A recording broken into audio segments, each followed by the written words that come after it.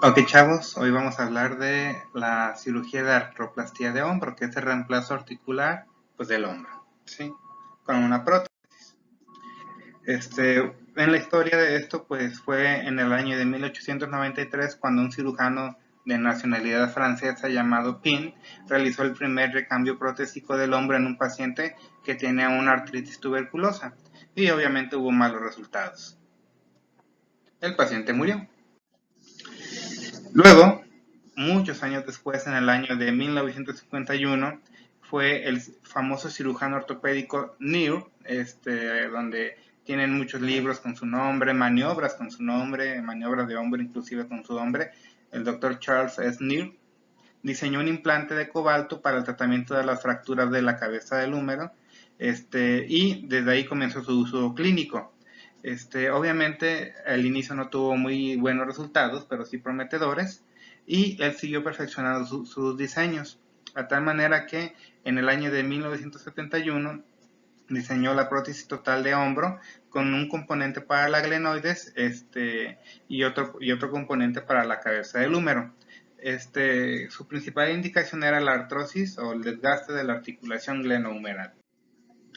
Ya para otros 9-10 años después, a partir del año de 1980, se desarrollaron nuevos modelos de prótesis, inicialmente no anatómicas y constreñidas y posteriormente anatómicas. Y modulares, que son diseños que se siguen utilizando hasta la actualidad. Y aquí estamos viendo pues una prótesis de hombro con su componente humeral y su componente glenoideo. A pesar de los muchos años que se han descrito este tipo de procedimientos, la artroplastía de hombro no se usa tanto como lo son las prótesis de cadera o de rodilla, aunque sí existe evidencia de que bien puestas le puede ir muy bien al paciente y pueden durar más de 10 años. Pero aquí en México casi no se utilizan porque no hay muchos cirujanos de hombro. ¿Por qué? Porque sus resultados no son tan buenos. Porque muchas veces no seleccionan bien a los pacientes que son candidatos a cirugía. Y hoy seleccionan o le ponen prótesis de hombro a pacientes que no son candidatos y hay malos resultados. Y también la prótesis de hombro tiene una debilidad o un talón de Aquiles, que es que siempre necesita buena fuerza y buena estabilización por parte de la musculatura del hombro. Y como ustedes saben, el hombro de por sí es inestable y sus músculos y ligamentos no son tan fuertes. Entonces, muchas veces este tipo de pacientes que ocupan una prótesis de hombro ya tienen asociado un daño al manguito rotador, sea una tendinitis, una tendinosis del manguito rotador o una rotura ya del manguito rotador, ¿sí?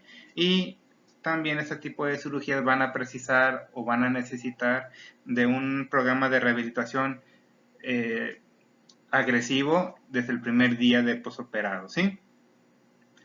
Hay las más comunes de las prótesis son estas, que tienen un componente de la glenoides que se mete dentro del omóplato y otro componente del hombro, de la cabeza del húmero, que se mete por dentro de la cavidad medular del tercio superior del húmero. Entonces, puede que debido a esta complejidad anatómica, de la poca estabilidad que tiene el húmero con la glenoides, recuerden que es un miembro que está siempre colgando, entonces ya es inestable por lo tanto. Y su funcionamiento del hombro ustedes saben que es muy difícil. ¿Por qué? Porque no solamente depende de los músculos del manguito rotador, también depende de los pectorales, de los trapecios, de los romboides, del serrato mayor, del bíceps, del deltoides, como ya les había comentado, del tríceps. Entonces son muchas cosas las que pueden salir mal, ¿sí? Y se necesita tener un muy buen estado físico de muchas cosas para que una prótesis del hombro sea muy exitosa. Entonces, como recuerdan, les comentaba que la prótesis del hombro, su naturaleza es que tiene mucha movilidad, pero también poca estabilidad, y esa movilidad hace que se sacrifique la congruencia entre sus carillas articulares. y eso va a comprometer la estabilidad y la geometría articular del hombro y de los tejidos blandos periarticulares. Y esto hace que por esta complejidad anatómica no se utilice con mucha frecuencia. Si recuerdan, el hombro es la articulación más luxable del cuerpo.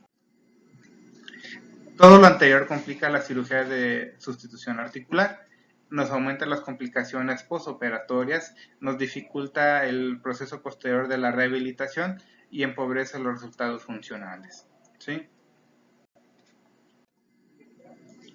A pesar de todo esto, una buena cirugía de hombro es una opción terapéutica que se puede utilizar o que podemos ver en la práctica clínica diaria, aunque todavía aún existen incógnitas en relación con sus indicaciones, complicaciones y resultados. ¿Por qué? Porque no se ponen de acuerdo en cuáles son los pacientes que de verdad son candidatos a una prótesis, no solamente tener un hombro destrozado, por un desgaste o una fractura es una indicación de cirugía de hombro, de colocación de prótesis. Entonces, las causas más comunes de que se ocupe una prótesis de hombro es la artritis reumatoide, ¿sí?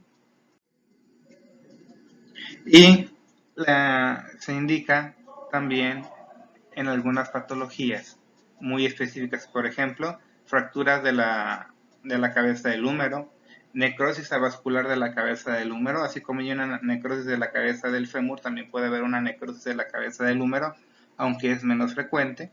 Puede haber otra cirugía o otra indicación es que haya una fuerte artrosis de la articulación glenohumeral, el clásico desgaste, la artritis reumatoide que ya les comenté que es la principal causa de indicación de prótesis de hombro, al menos en Estados Unidos, y no solamente la artritis reumatoide, cualquier enfermedad autoinmune que entre dentro de las artropatías inflamatorias, háblese de lupus, artritis reumatoide, cualquier te puede ocasionar que necesites una cirugía de hombro. También tumores óseos e infecciones de las articulaciones que conllevan destrucción del tejido articular pueden ocupar una prótesis de hombro. En patología traumática se indica la prótesis después de fracturas, luxaciones de la cabeza del húmero, en fracturas impactadas de la cabeza humeral que afectan a más del 40% de la superficie articular, fracturas del cuello anatómico, luxaciones que tengan más de 6 meses de evolución sin poderse reducir, fracturas desplazadas de 4 fragmentos, fracturas desplazadas en 3 fragmentos seleccionadas, en pacientes que sean muy ancianitos o que tengan un hueso muy osteoporótico. También cuando haya un excesivo riesgo de necrosis avascular en fracturas graves de la cabeza del húmero o del cuello anatómico. Además, en ancianos, una prótesis de hombro en relación a una placa o algún tornillo, una prótesis de hombro te va a permitir mover mucho más rápido y así tener menos rigidez que con la placa o los tornillos. También se indica, les comentaba, en un desgaste, miren, aquí este es un desgaste del hombro clásico, vean cómo casi no hay espacio entre la articulación glenohumeral, vean cómo la forma de la cabeza del húmero está toda deshecha, entonces todo eso, inclusive ven estos ostrofitos gigantes que ven por aquí, entonces, esa es una indicación de cirugía de hombro, ¿sí? Y aquí estamos viendo el preoperatorio y el postoperatorio. ¿sí? En este caso fue un paciente seleccionado que tenía una artrosis del hombro, tenía buena fuerza muscular seguramente y le está yendo bien.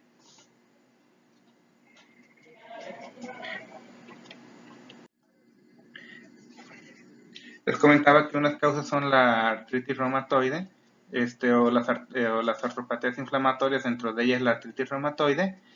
Vean aquí, recuerden que la artritis reumatoide afecta a la cápsula articular y el tejido sinovial y eso hace que haya una reacción inflamatoria muy severa que te daña el cartílago articular, te genera osteofitos como un desgaste muy acelerado. Vean el chiquito espacio que hay entre la articulación glenohumeral y este osteofito gigante ahí.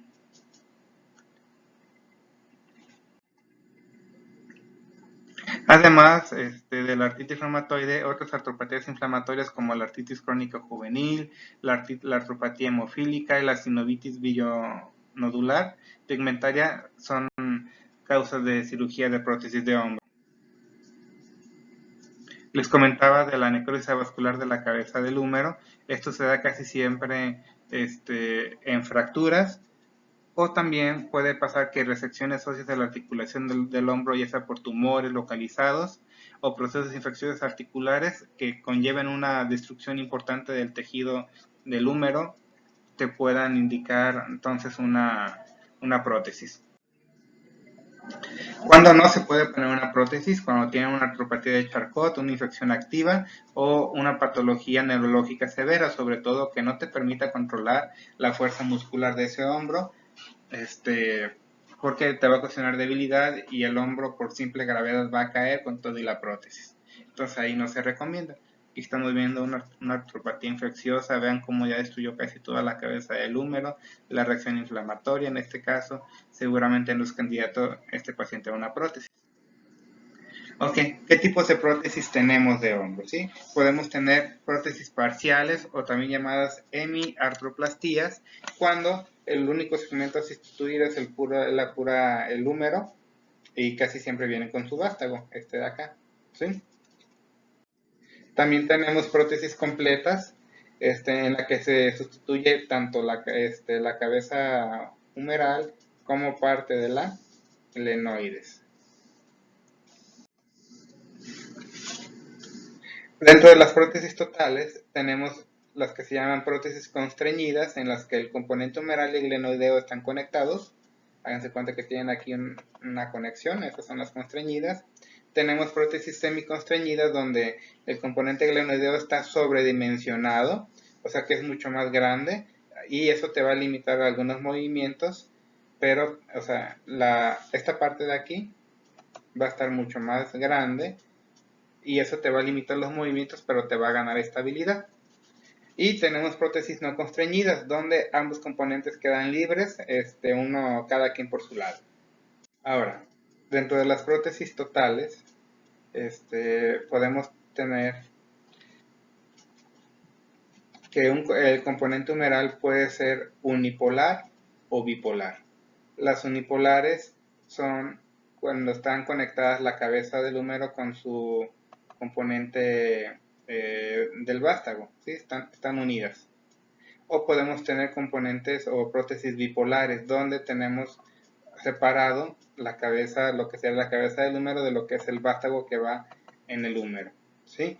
Estas bipolares hacen que se puedan adaptar mejor las piezas a cómo es el paciente, ¿sí? Entonces, también respecto a la glenoide hay diversos diseños, ¿sí? Y tipos de fijaciones. El material con el que se fabrican casi siempre el componente glenoideo es de polietileno, ya sea en su totalidad o con una región posterior, posterior a la unión del hueso, que puede ser metálica. Y la parte posterior puede ser plana o convexa, apareciendo en esta última menos líneas de radiolucencia, ¿sí? Si es convexa. También tenemos las llamadas prótesis invertidas, donde el húmero es plano y la glenoides es redondita, ¿sí? Aquí el vástago humeral tiene una superficie articular cóncava y se adapta a un componente glenoideo que es una superficie semiesférica. Este tipo de prótesis se utiliza mucho en artropatías glenohumerales asociadas a lesiones extensas del manguito rotador, porque se supone que son un poquito más estables. Entonces aquí estamos viendo una prótesis modular en la que se observan los dos elementos del componente humeral, tanto el vástago como la metáfisis, ¿sí? Y que se unen por este tornillo que tenemos aquí. Luego acá tenemos una prótesis llamada Delta Extent, donde es una prótesis modular en la que se observan los dos elementos, el componente humeral, llamado también vástago, y la metáfisis, esta de acá. Se observa aquí que se meten por una cejita en el vástago humeral, lo que se orienta con el compás de la metáfisis. Y aquí estamos viendo una misma prótesis de esta, una Delta Extent, modular, en la que ya está armada, más o menos así quedan, ¿sí? y puede seleccionar la retroversión que el paciente necesite para tener una mejor funcionalidad. Las complicaciones de cirugía de hombro pueden ser del 15%.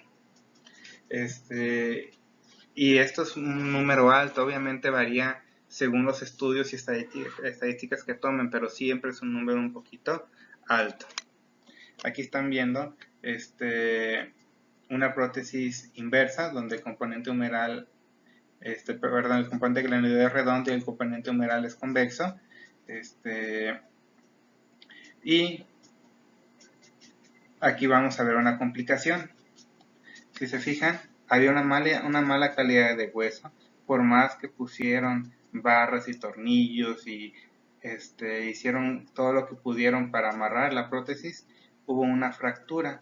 Se le llama una fractura periprotésica, donde se fractura a un ladito de donde se colocó la prótesis, por aquí o por acá, y pues obviamente son complicaciones encontradas cuando no se selecciona bien al paciente, y aunque se selecciona bien pueden pasar. Aquí estamos viendo una tablita de las principales complicaciones de la cirugía de hombro. Podemos tener infecciones, parálisis nerviosas postoperatorias, ¿sí? Que casi siempre son transitorias, y los nervios más afectados son el nervio axilar y el nervio radial. Podemos tener también parálisis nerviosa preoperatoria, de las más comunes es del nervio axilar. También podemos tener como complicaciones fracturas intraoperatorias durante la cirugía y fracturas postoperatorias después de la cirugía. Aunque son menos, pueden variar según algunas series. Otros problemas encontrados después de una cirugía del hombro es que tengamos problemas de las tuberosidades, ya sea que estas tengan una mala posición por cómo dejaron la cirugía, que estas tuberosidades mayor y menor, o troquita y troquín, se desprendan o se reabsorban, o que si están fracturados no vayan a pegar. Entonces son complicaciones que podríamos encontrar en una prótesis de hombro. Así como podemos tener rotura del manguito de los rotadores, o algún problema del componente humeral, que se vaya en una retroversión más de 40 grados, que es lo más frecuente, y mucho menos frecuente una anteversión. También que la altura de la prótesis quede muy larga o muy corta, que es lo más común, y así como también que se vean líneas radiolucientes alrededor del componente humeral de la prótesis. Eso puede indicar fracturas, ¿sí? También podemos encontrar osificación heterotópica alrededor de la cirugía. Es más frecuente en el grado 1 y 2 de Bruker, así como cambios degenerativos glenoideos a nivel radiográfico, que pudieran ser hasta del 35%. Y a veces tenemos distrofia simpático reflejan un 0 a 4% y rigidez después de poner una prótesis, casi siempre porque no se mueven, pero si se fijan es una incidencia baja. Les comentaba que una de las complicaciones de la cirugía de prótesis de hombro es que puede quedar inestable. ¿Por qué? Pues porque al abrir tienen que seccionar la cápsula articular, que es uno de los principales estabilizadores de hombro. Entonces, cuando hay una inestabilidad o subluxación de la cabeza del húmero, se puede causar dolor y disfuncionalidad. Esta disfunción se va a clasificar según la dirección de la traslación glenohumeral, el grado de inestabilidad y la cronología de la misma. Entonces tiene que hacer un buen análisis diagnóstico de cómo está el paciente. Aquí estamos viendo fotos de una inestabilidad inferior, que puede ser un hallazgo común en el postoperatorio por una falta de fuerza del músculo deltoides, y se suele resolver espontáneamente, pero si este llega a persistir, puede que estemos viendo una lesión nerviosa y no nos hayamos dado cuenta, sobre todo del nervio axilar o del nervio radial, ¿sí? O que la prótesis también esté mal colocada. Normalmente la inestabilidad inferior no nos va a causar sensación de inestabilidad.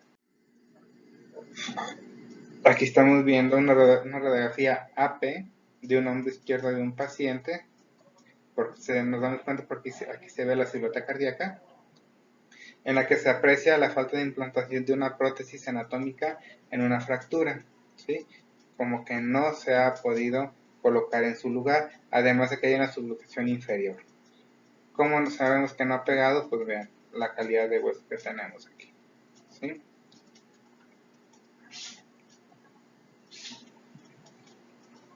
Aquí, como no pegaba, ¿qué tuvieron que hacer?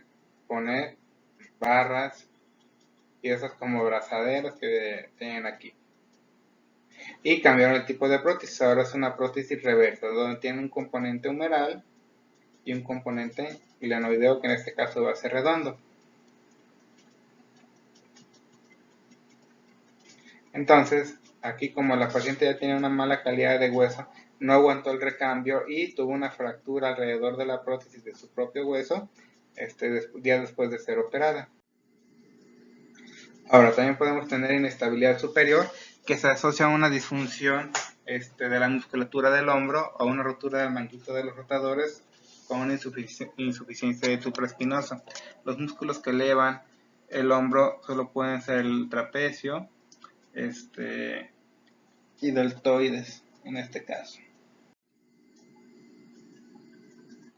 La inestabilidad anterior, esta se da cuando hay una malrotación del componente del húmero, o sea, de la cabeza humeral en la glenoides hay un mal movimiento, una malrotación, aunado a una falta de fuerza del músculo deltoides o a una ruptura del tendón subescapular. Las complicaciones pueden ser de las fracturas, que pueden ser tanto de la glenoides como de la cabeza del húmero, del tercio proximal del húmero.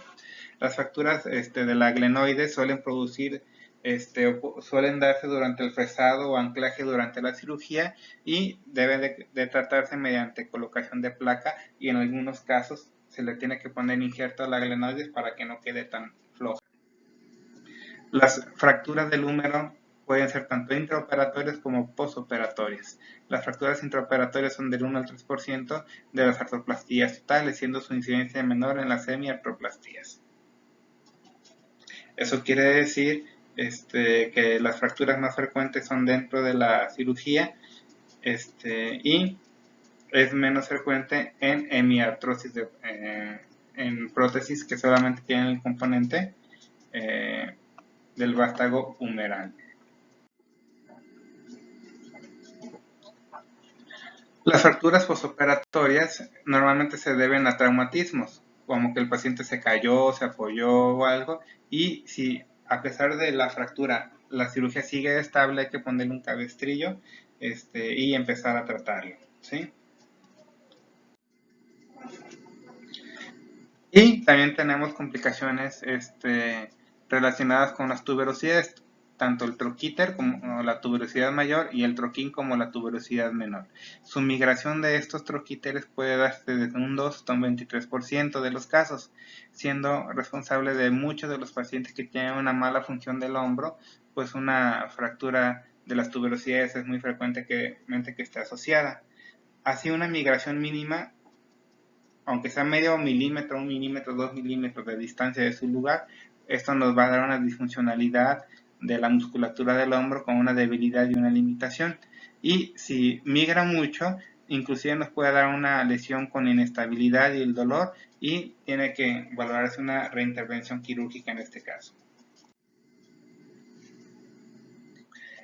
Así, la migración de la tuberosidad menor no suele dar clínica, porque solamente se afecta el músculo subescapular, pero la que sí da lata es la del troquíter o la tuberosidad mayor, porque nos va a limitar los arcos de movilidad y también de la funcionalidad.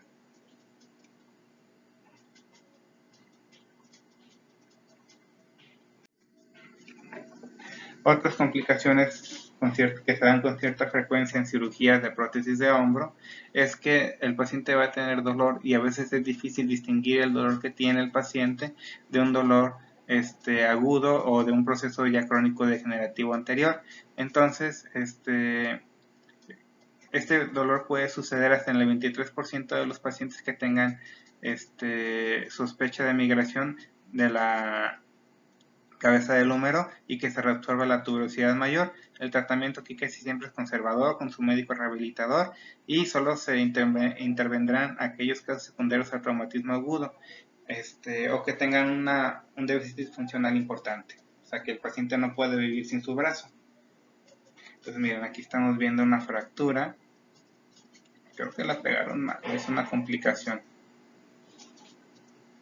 Y aquí se ve la placa que se les movió ese componente.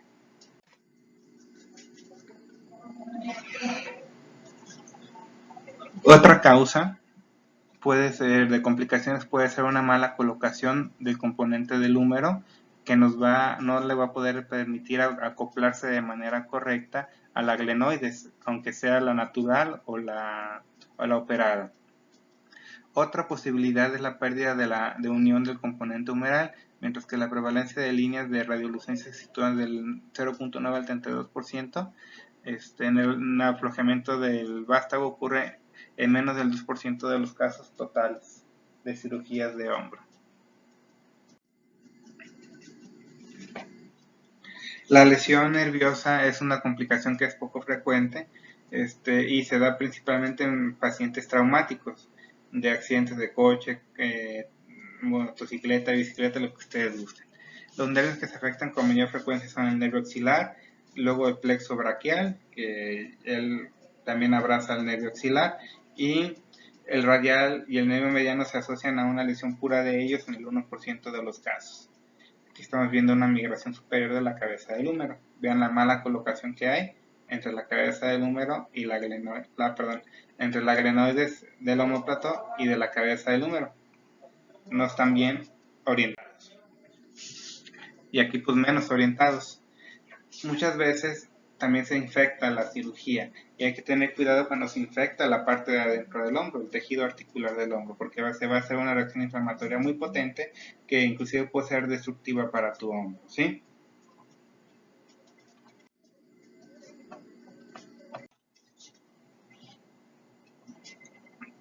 De las infecciones, lo que les aumenta el riesgo de tener infecciones son que ya hayas tenido una cirugía previa en ese sitio, que una cirugía se haya llevado más tiempo del esperado, entre mayor tiempo pases en el quirófano, mayor estás expuesto y por lo tanto mayor riesgo de infecciones. Que el paciente tenga alguna comorbilidad adjunta, como puede tener diabetes, hipertensión, algún cáncer u otra cosa que baje sus defensas, también puede comprometerse o te puede facilitar una infección. Así como que esté tomando fármacos para, por ejemplo, la artritis reumatoide, que te disminuyen tu respuesta inmune, entonces también pueden ser causas o facilitadores de una infección. Otros factores de riesgo son infección en otra localización, por ejemplo, una rodilla, la orina, qué sé yo, que el paciente tenga falla renal crónica, que esté en diálisis o algún tumor o padecimiento que implique el uso de radioterapia o que el paciente esté muy gordo o muy flaco. Todos estos factores que les comenté son factores que pueden hacer que te den más riesgo de infección. Otras complicaciones son estas, mira, la formación de hueso donde no debería de haber hueso. Esto se le llama osificación heterotópica y puede aparecer hasta en un 25 a 56% de los casos, aunque solamente es de importancia en un porcentaje pequeño de pacientes porque, como en este caso, ya te va a limitar movilidad y se hace una cirugía correctiva después de 6 meses de la cirugía original.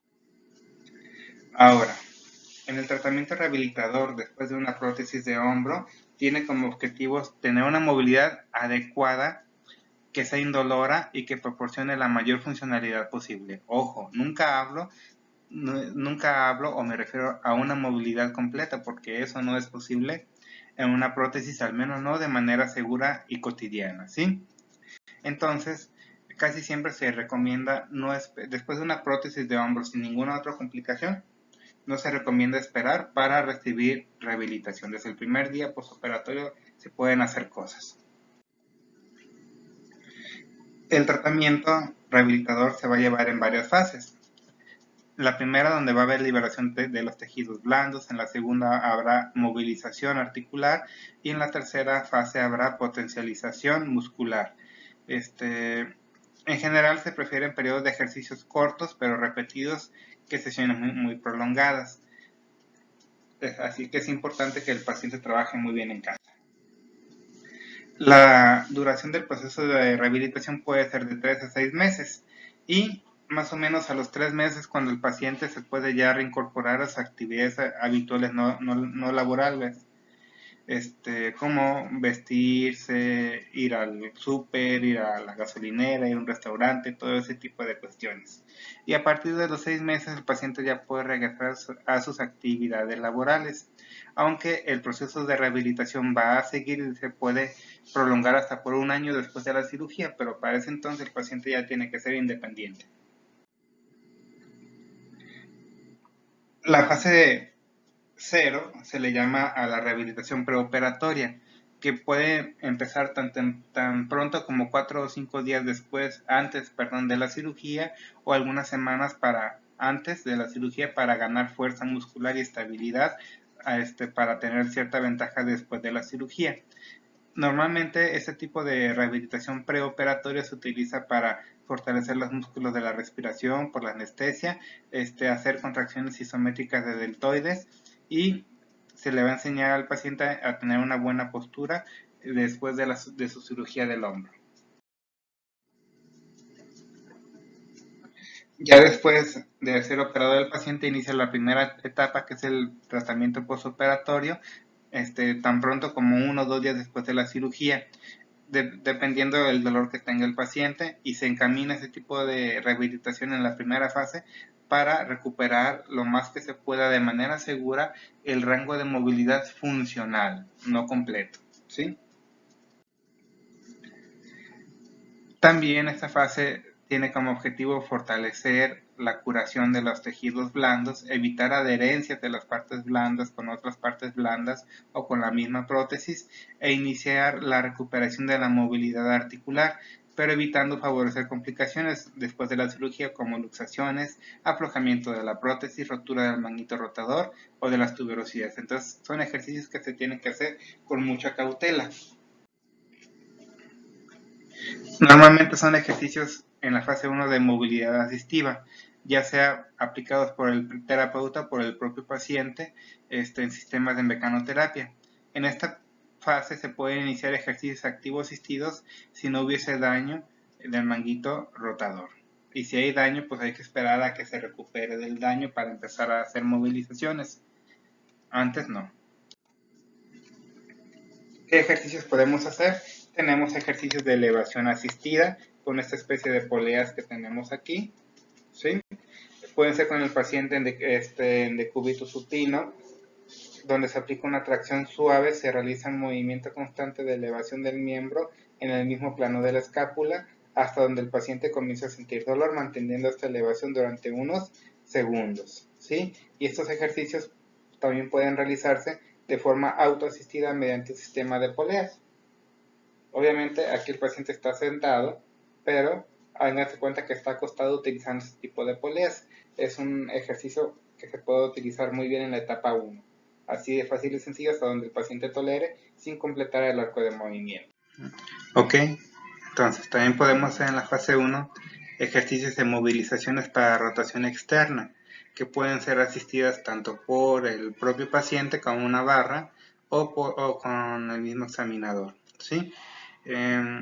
Puede ser con los brazos por detrás del cuerpo del paciente en bipedestación o en decúbito prone, inclusive se pudiera hacer, y es simplemente hacer la rotación externa, como se ve aquí, ¿sale? Ahora, también podemos realizar ejercicios de abducción asistida, que pueden ser con el paciente acostado o también con el paciente de pie. Y es muy sencillo, con el paciente en decúbito supino, dice aquí, se va a utilizar el brazo sano, en este caso este de aquí, para ayudar a elevar el brazo afectado. Se pueden hacer aquí de la muñeca o entrecruzando los dedos para una mayor seguridad y estabilidad del paciente. Y se mueven los brazos por encima de la cabeza hasta colocarlos debajo de la nuca. Obviamente va a ser difícil hacer esto en primera instancia y de hecho yo no se lo recomiendo. Háganlo hasta donde el paciente tolere. Recuerden que la rotación externa es un movimiento que puede dar inestabilidad, entonces es nada más unos pocos grados para que el paciente vaya solito moviendo. Luego, los famosos ejercicios de Codman, los ejercicios pendulares. Con el miembro superior perpendicular al suelo, se realizan los movimientos circulares en un sentido y en el otro. Luego, hacemos ejercicios ya en la fase 2, a las 2 semanas más o menos, o 3 de que fue operado, hacemos ejercicios de rotación interna y se continúan trabajando los arcos de movilidad. Aquí estamos viendo la rotación interna con una liga. Se hace simplemente a partir de una rotación externa, se lleva el brazo a la rotación interna, ¿sí? También se pueden realizar ejercicios de rotación interna y externa con isométricos, ¿sí? Donde no se realiza movimiento, pero sí se empieza a fortalecer.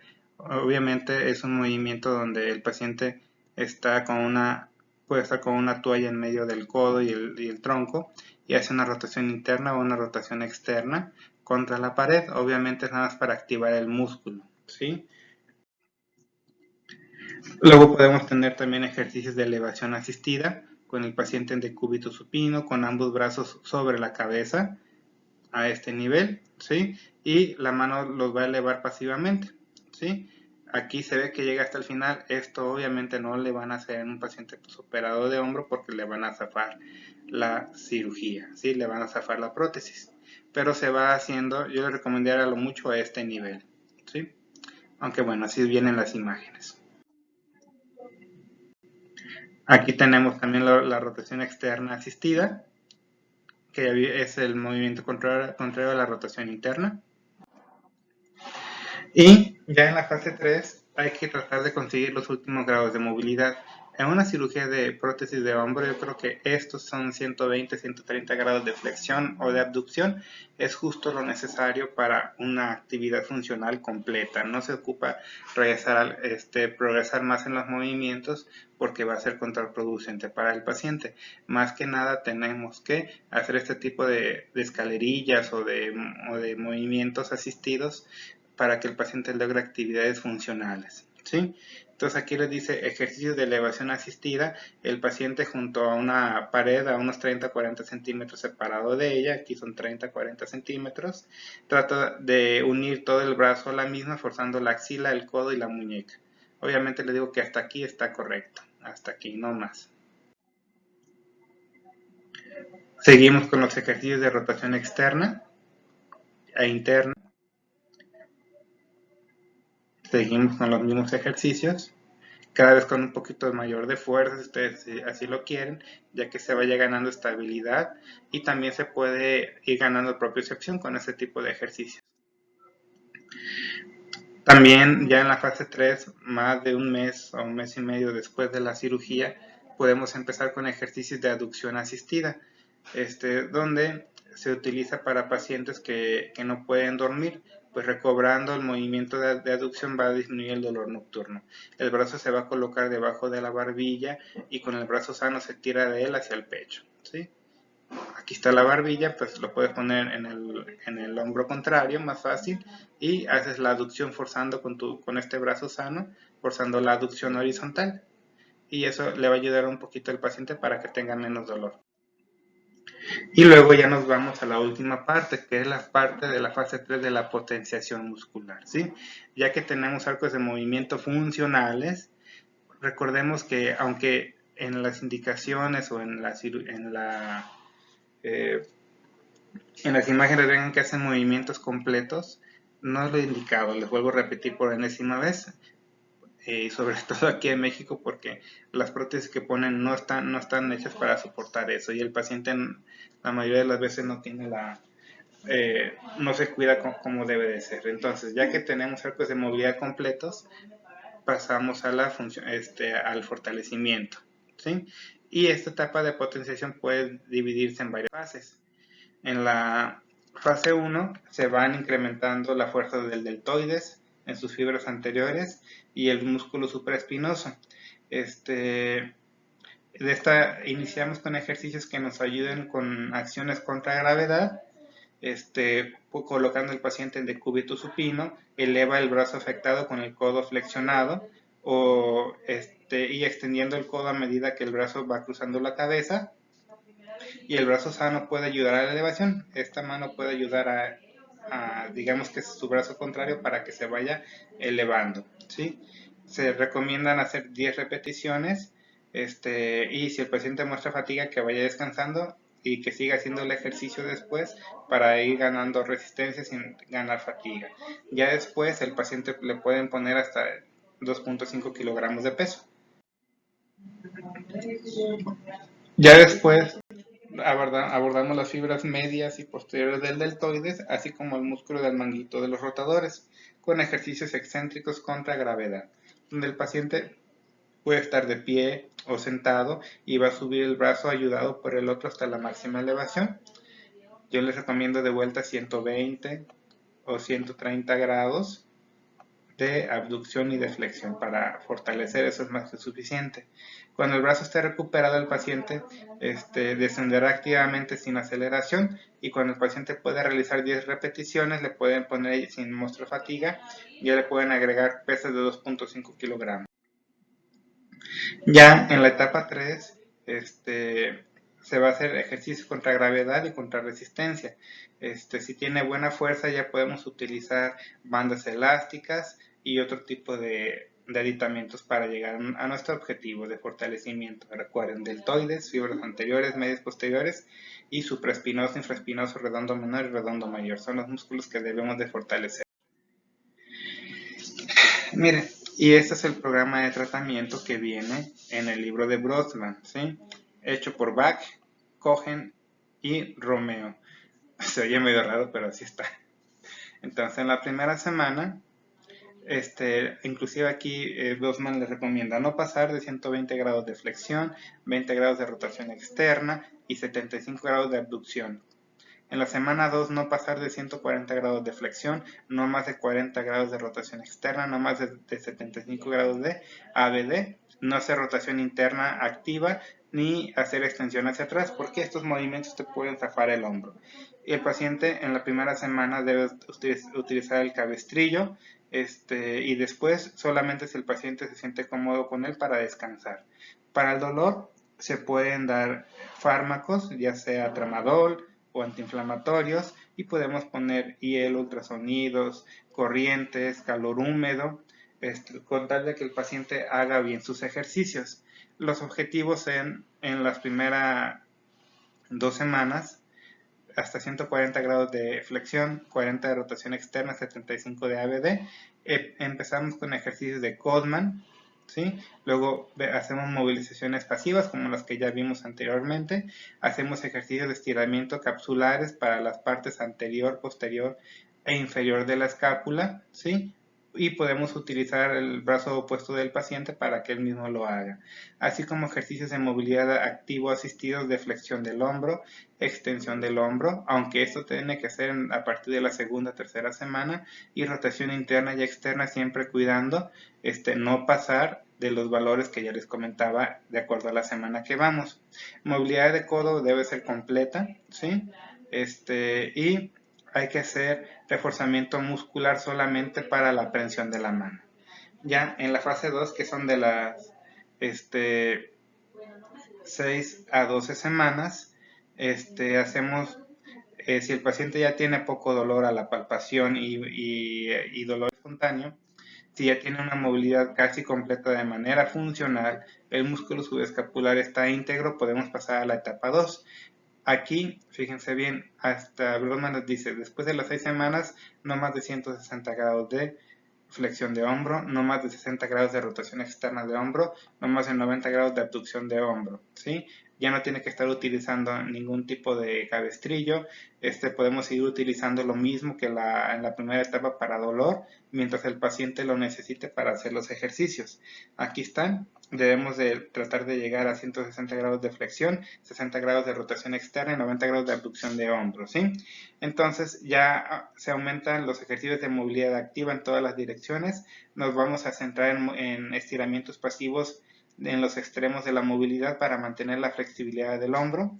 Utilizamos técnicas de movilización articular para las resecciones capsulares, o sea, hacer estiramientos, especialmente en la parte posterior de la cápsula. Para ya pasar al reforzamiento muscular del manguito de los rotadores, se recomienda trabajar solamente 3 veces por semana para evitar una tendinitis. Empezamos con ejercicios isométricos en cadena cinética cerrada, que serán como los de la pared que ya vimos anteriormente, ejercicios en rotación externa y abducción. Y conforme el paciente vaya tolerando, vamos haciendo ejercicios de cadena cinética abierta con bandas elásticas, primero con el codo flexionado a 90 grados. Siempre va a ser la posición inicial, la posición neutra de flexión, abducción y rotación externa, y de ahí se realizan a través de un arco de 45 grados en los planos de movilidad del hombro. Podemos utilizar bandas elásticas de varios colores. Recuerden que las más oscuras son las más resistentes y las más claritas las más suavecitas. Entonces hay que ir progresando a través de los colores. La progresión del cambio de bandas pues, puede ser cada 2 o 3 semanas para que el paciente no vaya a ganar una tendinitis. Y lo bueno de las bandas elásticas es que nos permite realizar reforzamientos concéntricos y excéntricos de los músculos, ¿sí? Y también son ejercicios isotónicos que tienen una velocidad variable y una resistencia fija. Estos ejercicios tienen que hacerse para la rotación externa, abducción y flexión, y ya que podemos pasar isotónicos ligeros de rotación externa, abducción y flexión. Y no olvidemos de fortalecer los estabilizadores de la escápula, como son los movimientos de retracción escapular, donde entran el romboides y el trapecio y sus fibras medias, los movimientos de abducción de la escápula, donde entra el serrato mayor, los movimientos de descenso de la escápula, donde entra el dorsal ancho, el trapecio y sus fibras inferiores, y el serrato anterior o mayor, y músculos de elevación del hombro con el trapecio, fibras superiores y elevador de la escápula. Ya a los 3 meses, si el paciente tiene buena movilidad y no tiene dolor, vamos a pasar a la fase 3, que es del tercer mes hasta el año, donde vamos a tratar de mejorar la fuerza, potencia y la resistencia muscular, mejorar el control neuromuscular del movimiento del hombro, y prepararnos para regresar a las actividades funcionales, que debe ser a los 6 meses para regresar a las actividades laborales y 3 meses para actividades de la vida diaria, ¿sí? También el paciente tiene que hacer ejercicios en su domicilio, de movilidad 2 veces al día, de reforzamiento del manguito rotador 3 veces por semana, de reforzamiento de los estabilizadores de la escápula, estos de acá, de menos 3 veces por semana.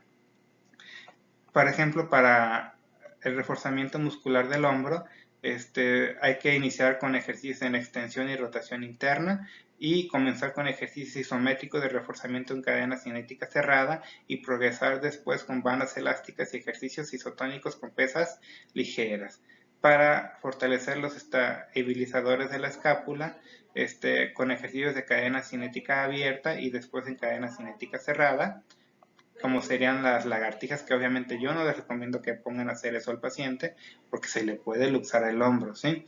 Hay que seguir fortaleciendo el deltoides en sus fibras anteriores y medias y hay que hacer 6 a 12 repeticiones de cada ejercicio. Ya luego, si el paciente puede hacer ejercicios pliométricos, que yo no se los vuelvo a recomendar porque ya es como un superatleta con una prótesis, yo les recomiendo siempre cuidar la prótesis, sobre todo porque la mayoría de estas personas no son jóvenes, son ya pacientes grandes, ¿sí?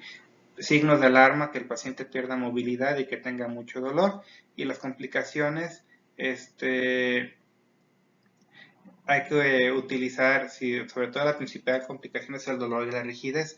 Para eso hay que utilizar los medios físicos para que el paciente pueda mover. Ahora, ¿cómo le puede ir al paciente? Pues todo depende, ¿sí?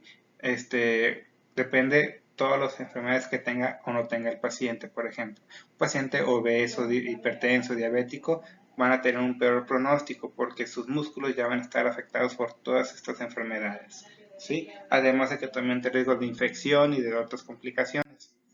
También tiene que ver el cirujano que opere. Se ocupa ser un muy buen cirujano que tenga mucha experiencia operando hombros, e inclusive en excelentes cirujanos hay tipos de técnicas que le salen muy bien y otros que no le salen tan bien, ¿sí? Entonces, la maestría que tenga el cirujano y el equipo de cirugía es inversamente proporcional a las complicaciones. También tiene que ver cómo estaba la articulación antes de la cirugía, cómo estaba el manguito rotador antes de la cirugía, o si el manguito rotador se tuvo que reconstruir y qué tan bien les quedó.